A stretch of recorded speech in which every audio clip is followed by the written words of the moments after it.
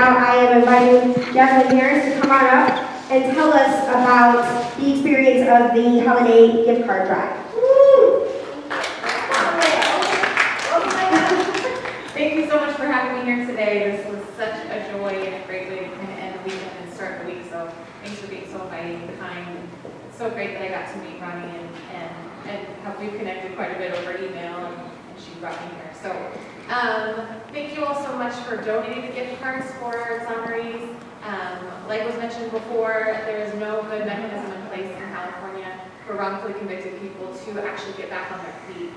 There's a compensation statute in California that entitles them to $140 a day of wrongful incarceration, but it's increasingly hard to get that compensation, unfortunately. We're working on laws at the Capitol to make that better, but it's a long process. One of the gentlemen I'll tell you about, Raphael, he's been out for 9 years, and he still hasn't been compensated for the time that he spent in. One of our clients, Tim Atkins, just got compensated, and he's been out for 11 years. So there's just not a great mechanism in place. As far as transitional services go, like Karen mentioned earlier, you get out and you have this huge gap on your resume, and people don't really understand it when you say, I was in prison, but I didn't do it. People are like, yeah, sure, that's what everybody says. A lot of times our clients take, newspaper articles that are written about them to job interviews to kind of prove the gap in their resume.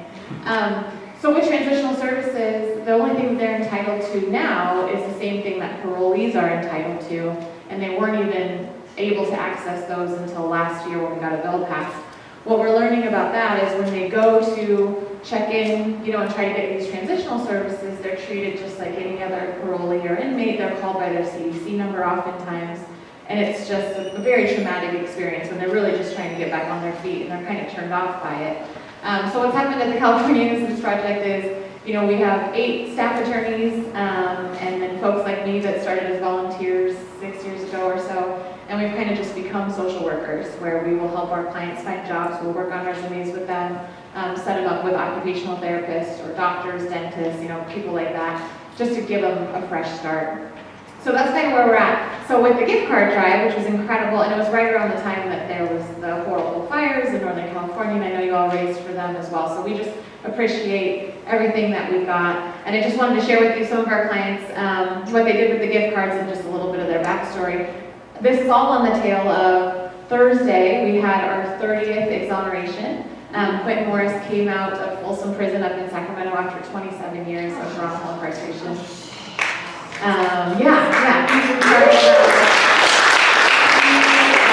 Quentin's actually going to be living here in Los Angeles, so hopefully I can bring him to a service. I think he'd really like it.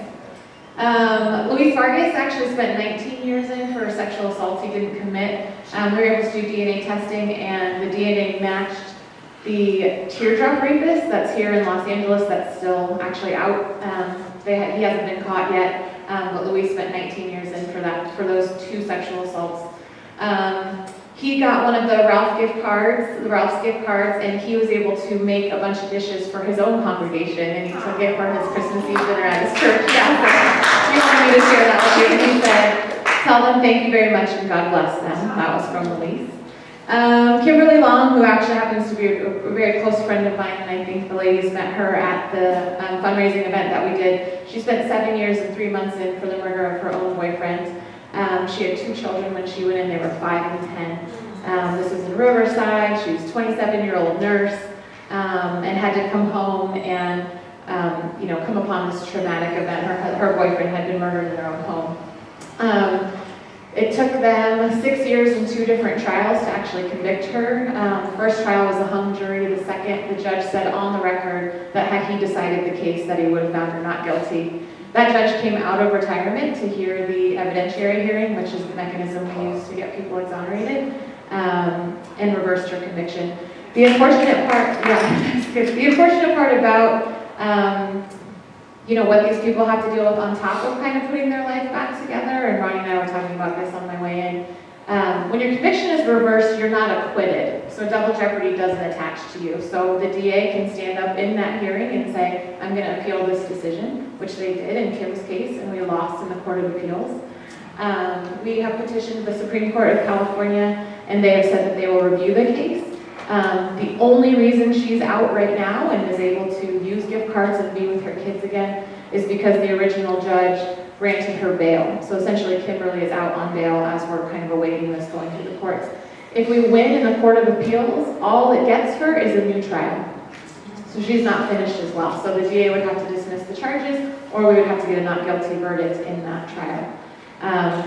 So Kim's still under the thumb and has a hard time, every morning she wakes up and doesn't know if this is the day we're gonna get some kind of decision or, she'll have to go back. It's really tough.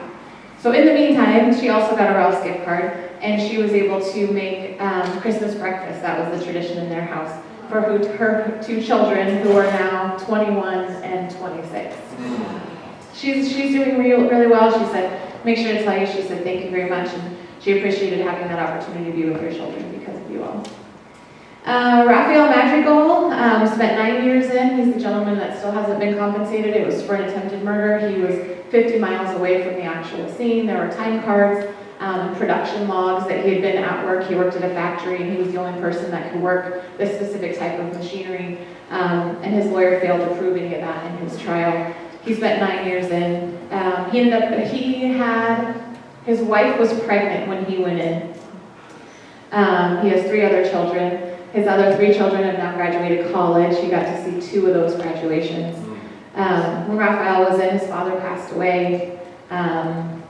But he was very excited to have these gift cards and to be able to do a little extra something for his youngest daughter, who is now 7. She was born after he was released. So they got to get, he said they got a kit to make slime. That's a big thing right now. And then Guy Miles, another Los Angeles case actually, he spent 19 years in for an armed robbery, didn't commit. We were able to find the actual perpetrators, they confessed to it, we presented that in a court. The thing that he wanted me to share with you all is he got a Walmart gift card as well. Guy Miles was given an opportunity by meeting a person that we met at the fundraiser. Jason Flom connected him with somebody else in LA who wanted to give him a job opportunity. And so Guy started his new job in the beginning of the year and he used the Walmart gift card to go get some non-slip shoes because he's going to be managing a restaurant. And so he just wanted to thank you all for that as well. Really helpful.